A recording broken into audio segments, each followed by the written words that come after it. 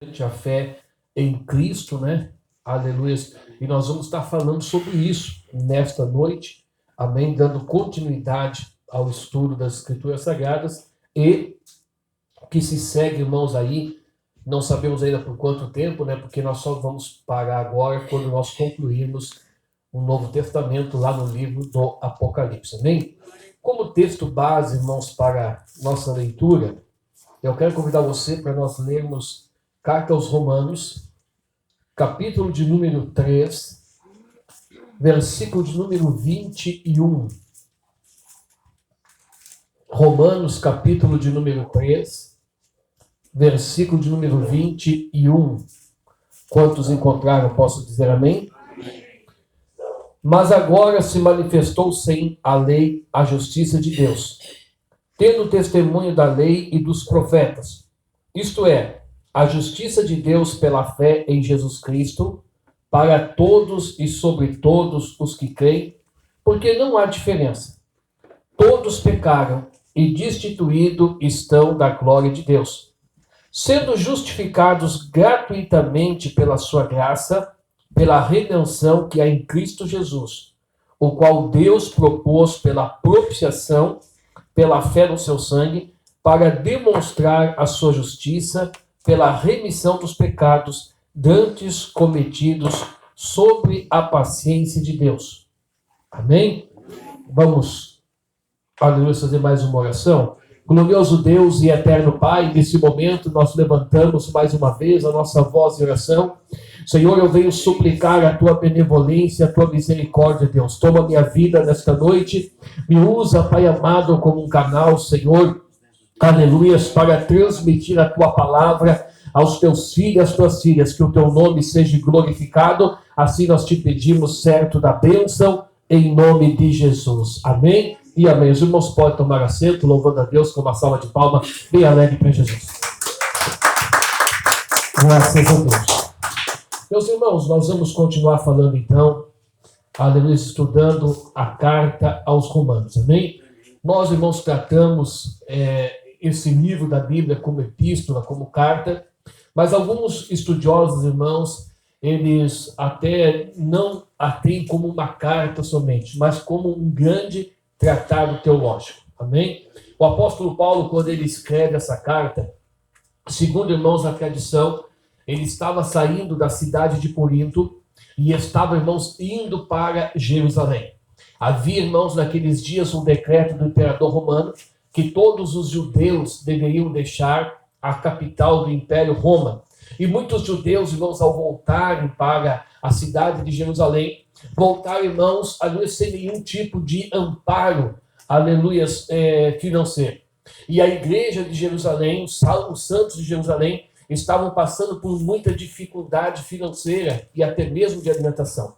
O apóstolo Paulo, ele faz uma coleta nas igrejas da Macedônia, e a gente, irmãos, pode ver isso lá quando nós lemos a carta aos Tessalonicenses. E agora Paulo sai de Corinto para levar essa oferta para ajudar os irmãos que estão em dificuldade em Jerusalém. E quando ele está nesse translado, meus amados irmãos, ele então escreve uma carta para a igreja de Roma. Por que ele escreve essa carta? Ele nunca havia estado em Roma. E Paulo, irmãos, tinha no seu coração ir a Jerusalém, ficar um tempo em Jerusalém, comunicar algumas dádivas espirituais com os irmãos e ir dali para Roma.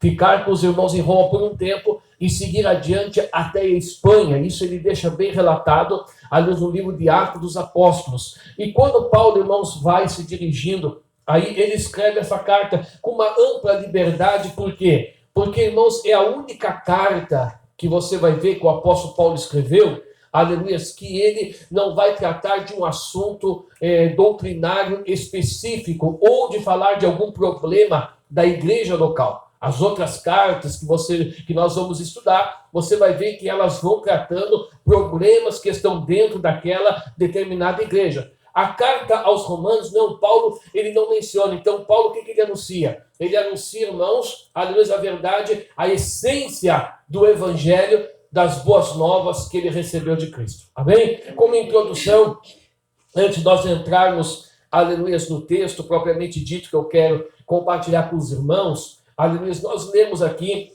esses textos de pano de fundo. No capítulo 3, é um capítulo muito triste.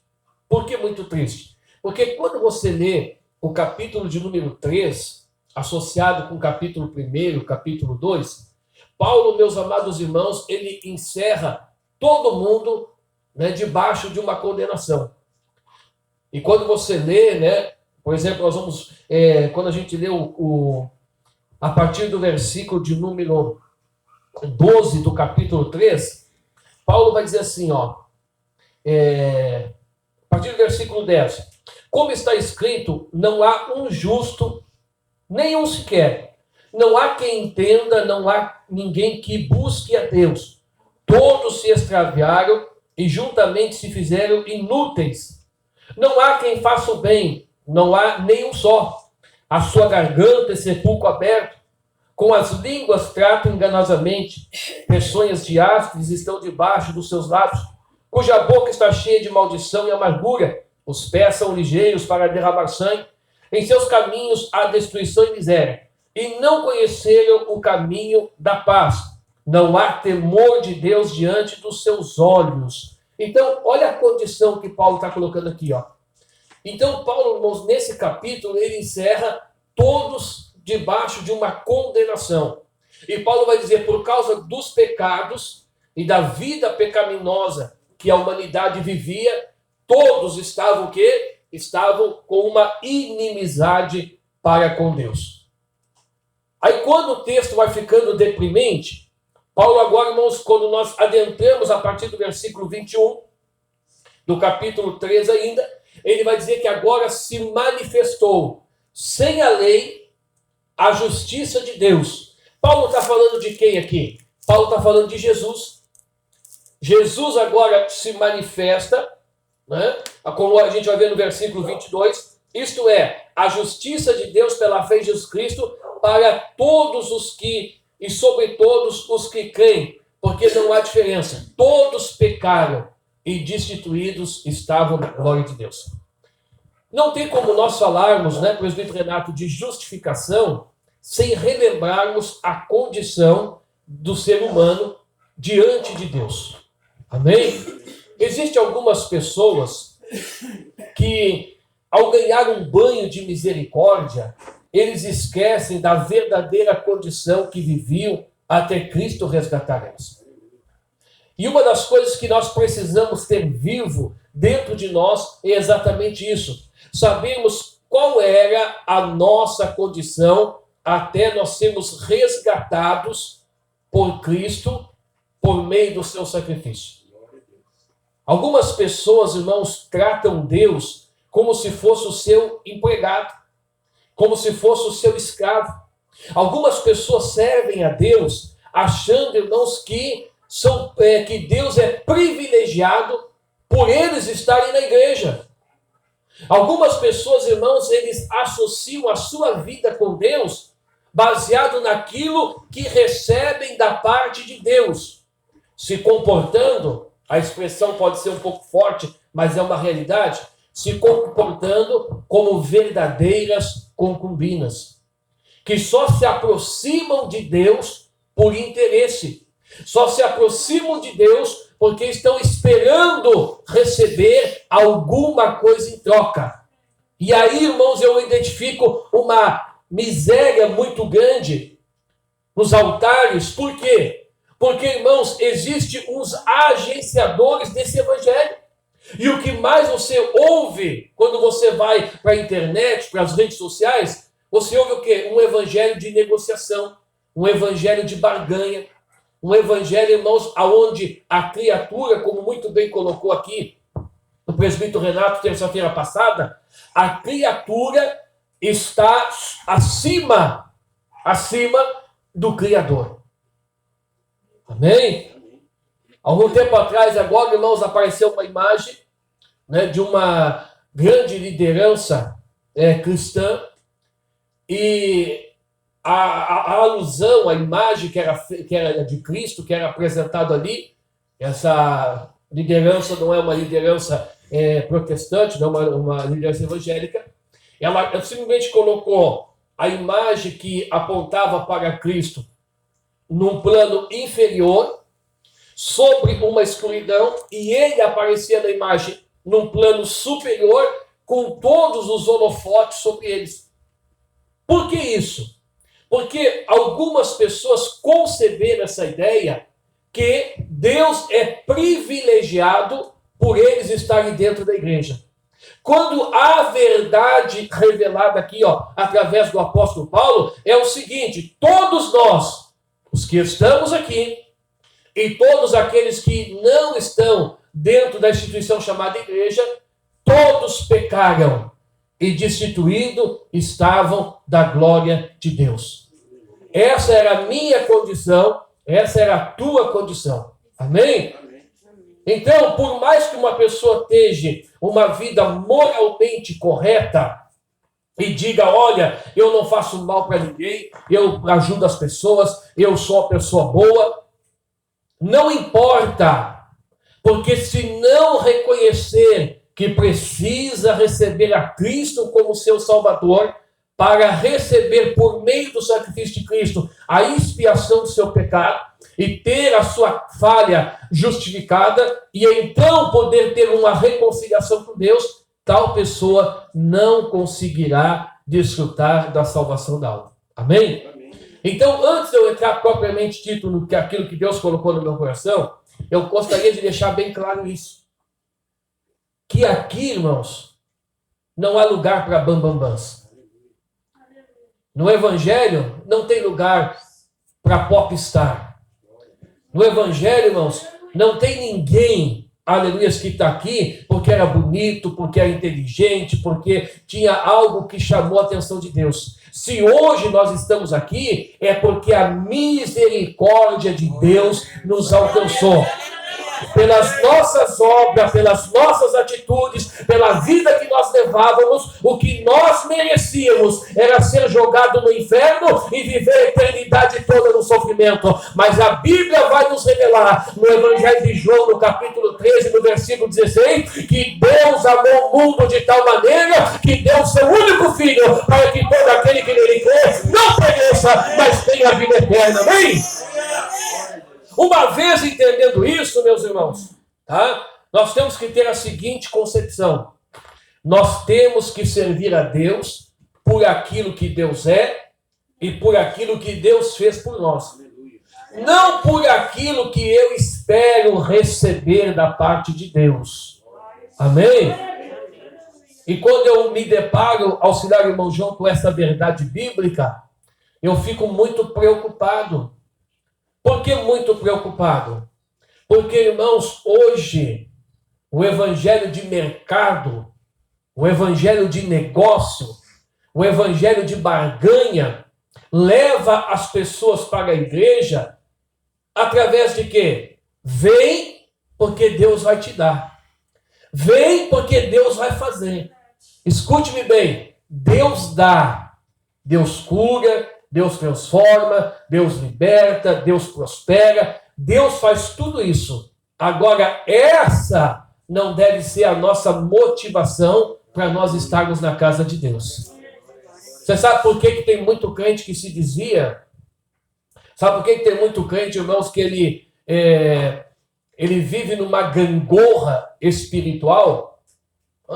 Você vê ele hoje, ele é o mais pentecostal da congregação. Está chegando lá na esquina, só de olhar a placa da igreja já dá uma rajada de língua e Jesus é bom. Por quê? Porque não está passando por luta nenhuma.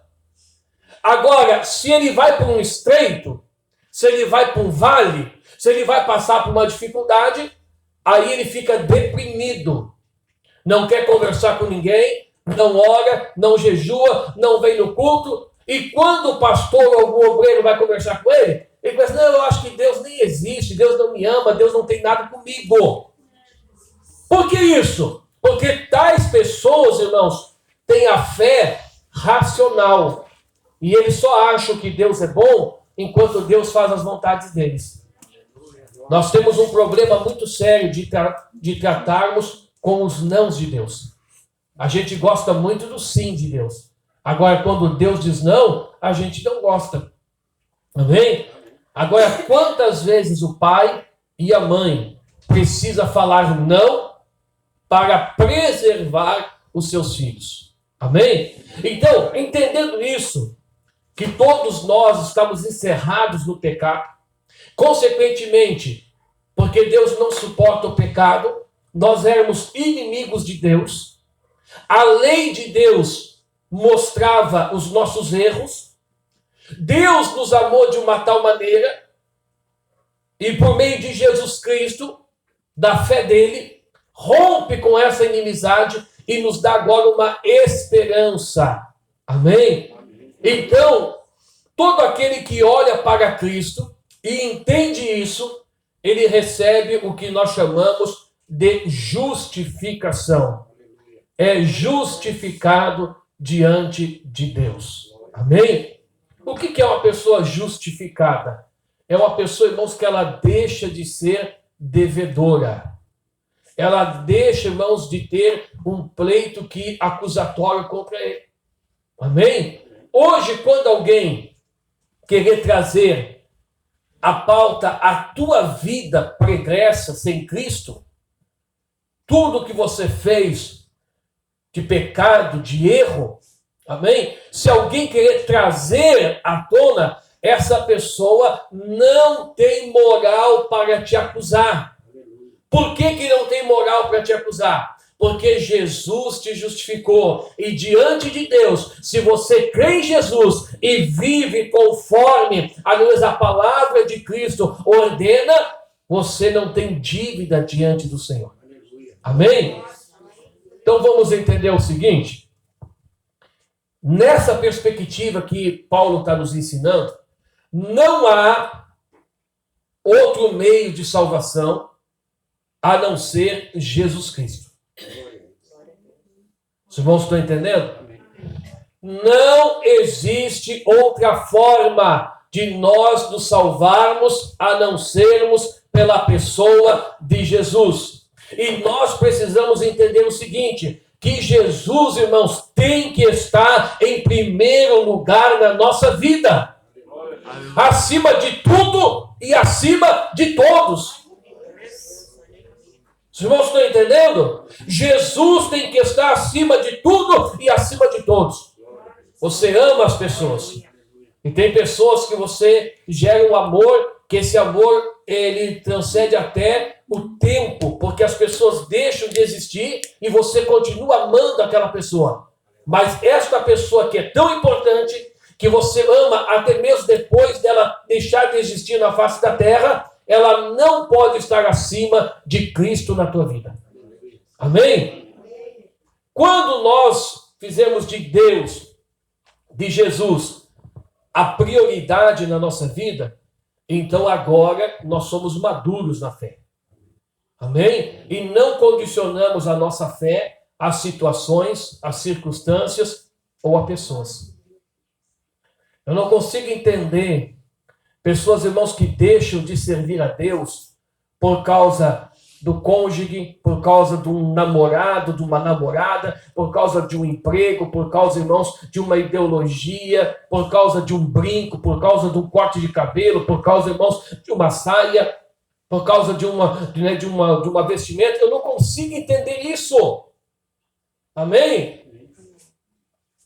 O único raciocínio que eu tenho é que tais pessoas que deixam de servir a Cristo por alguma coisa dessa terra, não conhecem verdadeiramente a Bíblia, não entenderam o que Jesus fez por eles, amém?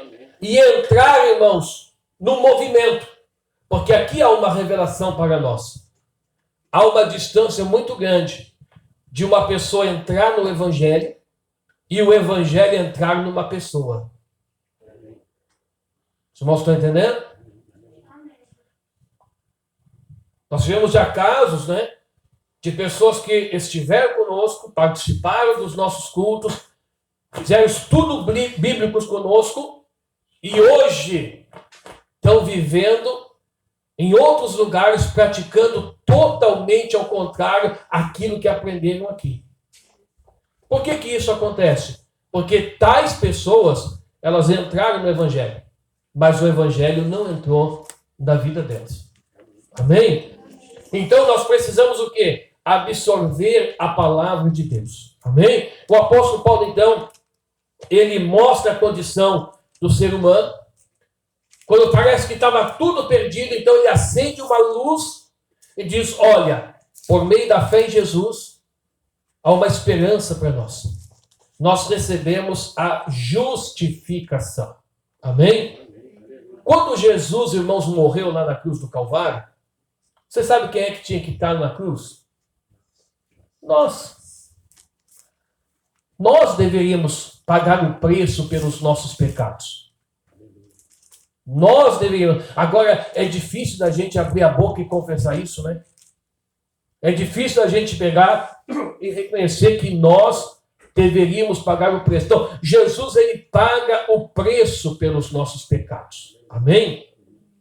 E eu não quero aqui que ninguém confunda, tá? Porque os liberais, os neoliberais, o que eles aplicam? Eles aplicam justamente isso, ó. Jesus pagou o preço. E aí, eles agora acham que o evangelho pode ser vivido de uma forma libertina.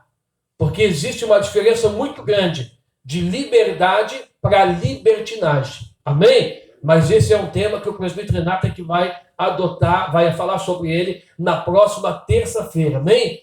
Uma vez iluminados, alcançados pela graça de Deus, justificados, agora vamos viver de qualquer maneira? Não.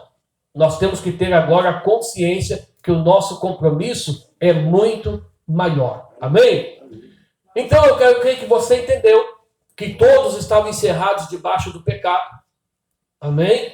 E por meio de Jesus, do seu sacrifício, do amor imenso de Deus, tá? Porque aqui existe uma ação tríplice, Deus projetando o plano da salvação, Jesus sendo o meio, né, para alcançar essa salvação, e o Espírito Santo nos ajudando a produzir frutos de arrependimento para não desperdiçar o que foi feito por nós. Amém? Amém. Bom, eu quero, irmãos, compartilhar com vocês 5 consequências da justificação. Tá? Então, a Bíblia vai nos mostrar no capítulo 5 de Romanos, eu quero que você acompanhe aí a leitura. Nós vamos ver 5 consequências que acontecem na vida de uma pessoa que entrega a sua vida para Jesus. Amém? Então, quem salva, quem liberta, quem, irmãos, abençoa, é Jesus Cristo. E quando nós entendemos o que foi aqui explicado como introdução, e nós nos rendemos diante do Senhor e entregamos a vida para Ele, esse ato de justificação, ela proporciona, pelo mínimo, 5 consequências na vida de uma pessoa, que eu separei, irmãos, para falar para os irmãos. A primeira consequência está no versículo 1 do capítulo 5. Vamos ler? Ainda da parte A do versículo, Romanos capítulo 5, versículo 1. Sendo, pois, justificados pela fé, temos, o que diz aí? Paz com quem? Com Deus, por nosso Senhor Jesus Cristo. Então, a primeira consequência da justificação é o que? É a paz com Deus. Por meio de quem? Por meio de Jesus. Porque, irmãos, Deus é santo, santo, santo, correto? E Deus, irmãos, ele não compactua com o pecado, correto? Só que todos os homens no sentido universal, pecaram e destituídos estavam da glória ou da graça de Deus. Então eram inimigos. Deus tinha uma contenda com os moradores da terra. Você lembra do Gênesis capítulo 6, do dilúvio? Quais são as palavras que precedem o dilúvio? Deus olha para a humanidade e diz o seguinte: me arrependi de ter criado o homem. Porque todas as suas intenções são malignas. E então Deus determina o quê? Um juízo. E vem o dilúvio e inunda a terra. E só se salva Noé e a sua família. Por quê? Porque creram, diz a Bíblia. Hebreus capítulo 12. Amém? Agora o que acontece? O dilúvio passa, Deus renova as suas alianças, só que a humanidade continua, irmãos, o quê? Pecando. Cristo vem para fazer a justificação. E aqueles que entendem isso e passam a servir a Deus, agora eles têm o quê? Eles têm paz com Deus. Deus não é teu inimigo. Deus não é o teu adversário. Você está vendo o quanto é bom servir a Jesus? Amém? A Bíblia diz assim, ó, horrenda coisa é cair na mão de um Deus irado. Agora, se eu estou justificado, se eu não devo mais nada, se Jesus pagou a minha dívida, se eu agora tenho acesso à presença do Todo-Poderoso, agora eu tenho paz com Deus, aleluia. Deus não é o meu inimigo, Deus é o meu ajudador, que me guarda, que me ajuda, que me sustenta, que me protege todos os dias da minha vida. Agora, como a gente esquece disso, né? A gente esquece do acesso que tem à presença de Deus. Amém, irmãos? E a gente se preocupa tanto com a valorização dos outros, que as pessoas nos reconheçam, que as pessoas nos valorizem.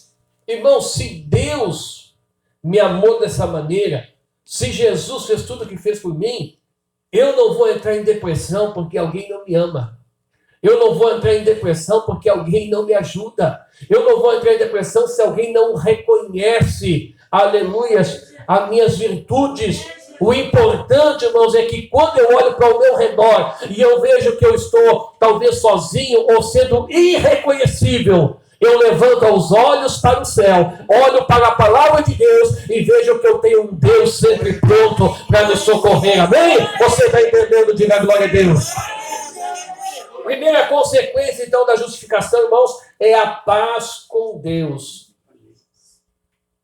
No período da Idade Média, Deus era apresentado como um juiz irado, como alguém que vinha para punir. E muitas pessoas foram para a igreja, presbítero Renato, não por amor a Deus, mas por medo de Deus. Era uma estratégia usada na Idade Média. Você tem que servir a Deus para não ir para o inferno, senão ele vai te botar no inferno. E lá no inferno tem o diabo com chifre, com cola, com tridente, tem fogo. E as pessoas com medo de ir para o inferno, corriam para a igreja, sem conhecer verdadeiramente Deus. Amém? Nós temos que servir a Deus por amor. Então, primeira consequência, a inimizade que você tinha com Deus por causa dos teus pecados, acabou, não tem mais. O sangue de Jesus Cristo, seu Filho, nos purifica de todo pecado. Amém? Aleluia! Nós hoje não somos mais pecadores. Hoje nós somos remidos pelo sangue do Cordeiro. Hoje eu posso dobrar o meu joelho, levantar a minha voz, clamar a Deus, e Deus me ouve no céu, porque João viu lá, aleluia, salvas de ouro com a oração do justo. O céu está aberto para ouvir a tua voz. Então você pode levantar e glorificar o nome dele. A inimizade foi quebrada, a cédula foi arrastada, e hoje nós temos acesso à presença do Todo-Poderoso. Aleluia. A segunda consequência, meus amados irmãos. Vamos ler agora o versículo de número 2. Romanos capítulo 5, versículo 2. A segunda consequência da justificação, pelo qual também temos entrada pela fé a esta graça, na qual estamos firmes e nos gloriamos na esperança da glória de Deus. A segunda consequência, irmãos, da justificação, nós adquirimos entrada na graça de Deus. Graça aqui, irmãos, tem o seguinte significado: favor que eu recebi sem merecer. Então veja bem, a justificação mediante o sacrifício de Jesus me adentrou por meio da fé a desfrutar da graça de Deus. Eu recebi o quê? Eu recebi algo que eu não merecia. E quem poderia me dizer o que é que nós recebemos que nós não merecíamos? Alguém saberia me falar aqui? Salvação. Salvação. Irmãos, vamos descer a casa do oleiro? Vamos reconhecer que nós estamos aqui hoje exclusivamente pela misericórdia de Deus. Nós não merecíamos ser salvos por aquilo que a gente fazia, mas através do sacrifício de Jesus, quando você olha para Cristo e aceita Ele como teu único e suficiente Salvador, agora a consequência daquilo que Jesus fez por você é colocar você debaixo da graça de Deus. Então agora você recebeu a salvação, algo que você não merecia.